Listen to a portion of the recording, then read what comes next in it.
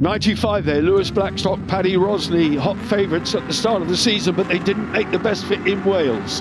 They had a DNF. The lights are in, the lights are on, the lights are off.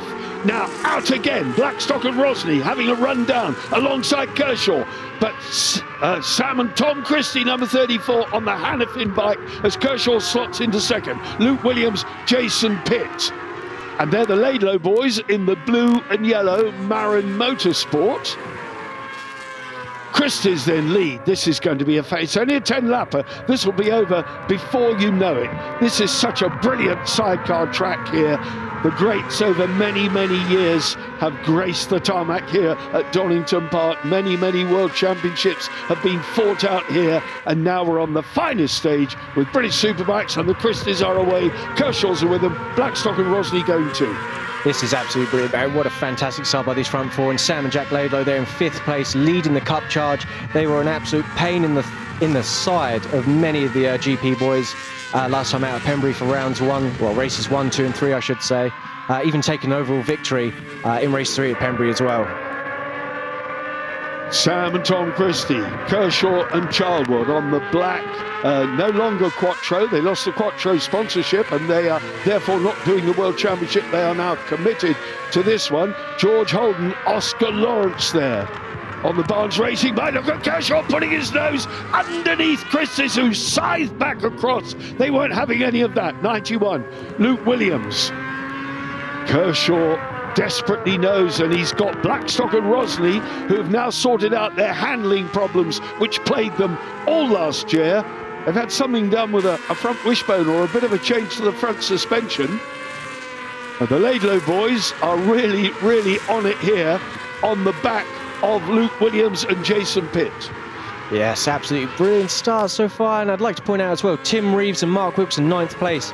They're running the F2 this weekend, Mary, like you say, prepping for the Isle of Man TT, but they are in fact being classed in the GP class because later in the season they'll be back with a long bike, I believe. Biggs and Sagers behind the Laidlow brothers. The three outfits at the front stretching out. Luke Williams, Jason Pitt there in the number 91 green and white outfit. Blackstock and Rosney 0.8 of a second off the Christies. First time round 140. Well, let's see. That was from a standing start. The lap record here held by Todd Ellis, 135.050. Prior to that, the Birchells had it at 136.3. So Todd Ellis, exactly 1 year ago, took a second and a half out of the Birchells lap record. And that, Jed, is no mean feat. Absolutely sensational. I mean, to take away from Ben and Tom Birchall, who we all know they possess fabulous pace. So for Todd and Emmanuel to take that away last year was incredible. We do have a new surface this year, Barry, so I'm not sure what that's doing to lap times, possibly a little bit slower, contrary to what you'd actually believe. But we'll see as the race goes on how it pans out in terms of lap times. Well, it'll be interesting to see whether they get anywhere near that record. Laidlow's in 5th, the leading Cup competitor, leading the Cup Championship as well. And I was reliably informed when I came into the circuit yesterday morning that if you look at all the race results, technically they are overall leaders in the championship with their aggregate results. They are. They had a sensational run through at Pembrey. I think they were 1st, 2nd and 3rd over the weekend overall. 3 cup victories, did themselves a power of good. A few other people falling off, technical problems along the way. But Laidlow's absolutely maximised the moment. Rob Biggs and Ferry Sagers in 6th place behind the Laidlow boys. There is Rob Biggs and Ferry Sagers as if by magic. And right behind them, George Holden and Oscar Lawrence on the Kawasaki. So predominantly Yamaha power. That's the Kawasaki, the Barnes Racing Kawasaki with George Holden and Oscar Lawrence.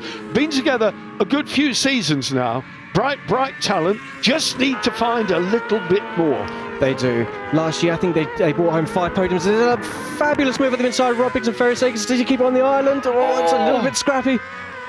Yeah, Rob's got the run. Rob's got the run, but he's on the outside line of George and Oscar coming down into the Melbourne Loop. Rob surely not around the outside. He's got to get it George stopped. forces it a little wide, forces the issue, keeps the position. Fantastic racing, very clean, very clean. Well, a bit of a wave from Oscar Lawrence there. Here comes Rob Biggs. Rob Biggs coming into Goddard's up the inside, going to repay the compliment. Oscar Lawrence tucks his head down. Oh dear, we've started something now. Look at this. And Phil Bell and Phil Hyde, number 18 behind on the Marin Motorsport bike, now closing in as well. So Kawasaki leads Yamaha. This is a terrific battle, and I can tell you, this is for 6th place. It might as well be for the lead, the way they're going at it. But out in front, it's Christie's now, 0.3 of a second ahead of Kershaw, with Blackstock now dropping off the back of those leading two. So Kershaw and Charlwood are going to have a go at it, and here they are, right on the back of Sam and Tom Christie. Lap 4 of 10 we are on. Beautiful conditions here. The weather at Donington Park bodes well for the entire weekend.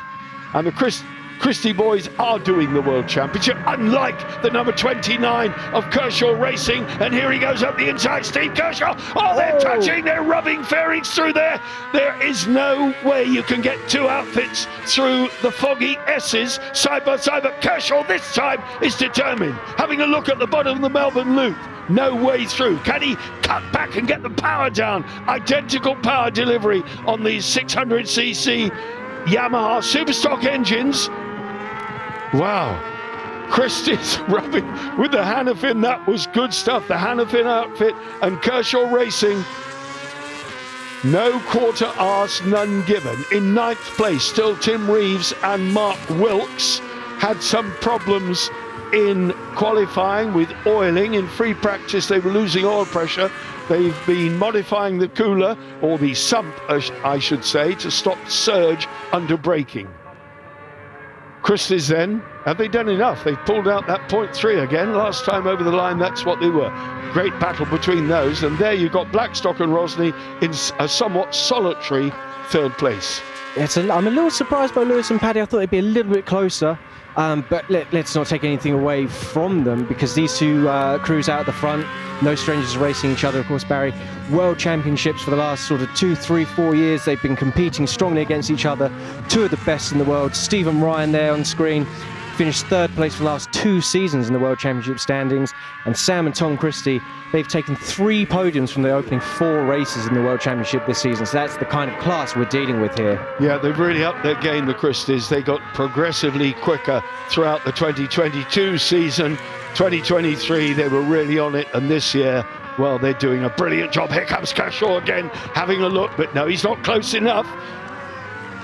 He's got to get it stopped, turned, and then get the power on. And that's a question. When it comes down to power and weight, there is a weight limit, a minimum weight limit on this. So Charlie Moss and Josh Hope, the number 38 crew, into the pits. Fellow team members with Andy Peach and Ken Edwards on the Life Safety Systems Yamahas. Here's Kershaw again, shadowing the Christie boys. As you say, they're no strangers to locking horns on the tarmac. And they're doing an absolutely great job here. But, you know, it could end in tears, in which case gifting it to Blackstock and Rosny. We're at half distance at the moment, just over, on lap 6 of 10. Short races. Yes, just looking at the time screens, Barry, Rob Biggs and Ferry Sakers are plummeting down the order from their battle with George Holden and Oscar Lawrence. Hopefully nothing untoward there between those guys happening. Well, they're in the 141s, so they're nothing like... We've got a 135.8 from Kershaw, so he's in the 35s. And let's have a look. The Christies were 135.6 for their pole position time, so he's gone almost under the pole time. So Kershaw's got the speed now, but can he... You see how wide they are. It's not like a solo. You get the foggy S's. There's only room for one outfit through the left-right flick. If you're going to push your way through there, then you're going to rub. Simple as that. Definitely. The pace these two front guys are running, there's just... And with the little 600 engines. Was that Kershaw on the cutback, though? That was good. It's good drive, but he's going to be on the outside. Coming into Goddard's. Yeah, Christie's got the optimal line, but he's have to take a tight apex. Steve Kershaw with a cutback potentially. Oh, think Christie's maintained yet again. This is fantastic racing, absolutely to the limit from both crews here. Here we go, Redgate then. Redgate, Steve Kershaw and Ryan Charlwood are determined to pull one over here. They have no points in the championship so far because they missed the opening round due to a World Championship competitive event at the Goodwood circuit in Sussex. And it was more of a display. It wasn't an actual race, it was a time trial, but 6 of the world's top sidecar crews were there, including Tim Reeves, who's running in this race. 8, in fact, were down there. And there you can see Sam and Jack Laidlow in 5th place in the race, leading cup contenders ahead of Phil Bell and Phil Hyde, and then the Kirby boys, not related, Paul and Tom Kirby. Still this battle at the front though. Christie with Kershaw every which way, pulling out, having a look, doing a great bit of defensive driving, Sam and Tom Christie. They know they'll be able to hear him. They don't have any mirrors on, but they'll know he's there and he's been rubbing at them. Here we go again. Is there any mileage in diving down here for Kershaw? He'll try this move again, cutting back on the inside, getting alongside, getting the drag up the hill. No, not this time either. They're so close, and like you say, Barry, where they're so close, Sam in the number 34 on the handlebars there, he'll hear that R6 tone of Steve and Ryan transitioning from his left ear to his right ear. He'll hear how close they are and whereabouts they are behind him coming into all these corners. I think they might have done enough here. The Laidlow boys now are having a seriously good look at Luke Williams. Here they are, they're alongside, they're on the inside. The number 84 crew then, the leading cup contenders, have got their noses in front and they're going to do him on the brakes going into Redgate. So Luke Williams, Jason Pitt relegated to 5th, Laidlow's elevated to 4th. They are really, really good. Luke Williams they've really dropped him out. Has Luke got a little problem there, perhaps? We can only speculate. His last lap was 137.2. Well, his best was 137.2. 140 last lap. 40.1 last lap. Down through Craners they come. And Phil Bell and Phil Hyde, number 18. Still this battle raging at the front. Kershaw, it's getting to now or never time for Steve Kershaw and Ryan Charlwood, having shadowed all the way round and had a really good lunge, but they were denied it by a bit of tough riding by the Christie boys. And why wouldn't you? Here we go again, down towards the Melbourne hairpin. Do you think, Barry, the pace these guys are running, Steve's keeping his powder dry for a last lap lunge or overtake, shall we say? Let's give him the benefit of the doubt for a move, just to maximise his opportunity and try and keep the Christie brothers behind him if he can make that move. Well, he's got to do it. Next time round they will be on the penultimate lap. Tail enders ahead. This could give an opportunity, and that Tim Reeves and Mark Wilkes are out of it. This is the Has-Beens outfit of Craig Hawkswell and Kirsty Hawkswell, the number 89 ahead of them. The Christies then closing in on the Has-Beens duo. I don't mean that Has-Beens. Those of you who've been following this racing will know that they have a baked bean logo on the front of their outfit. And they have a Has-Beens club where you can buy a bean for £1, I believe, to support the team. £1 per bean is the going rate. To support the Has-Beens, you become a team member of the Has-Beens Club. Christies have gone past. There you can see the logo on the front of the number 89 bike. Some sensible driving there by Craig Hawkswell and fantastic passion by Kirsty Hawkswell as well. They've had a bit of a tough start to the season, but a fantastic team and a fantastic effort. Kershaw continues to shadow the Christie brothers. I'm on the fence, Barry. I don't know if we've got something in this on the last lap. Next time Steve's lining up. Next time round, they'll go over the line. There would be a line. He's lining up the inside now. At the moment, it's now or never time. No, the nose cut off again by Sam and Tom Christie. Kershaw then must be getting frustrated now. He knows he's got the speed. Quickest lap 135.8. They have one more lap to do when they go over the line this time. Kershaw and Charlwood shadowing the Christie brothers. Race leaders for the entire duration. 9 laps completed.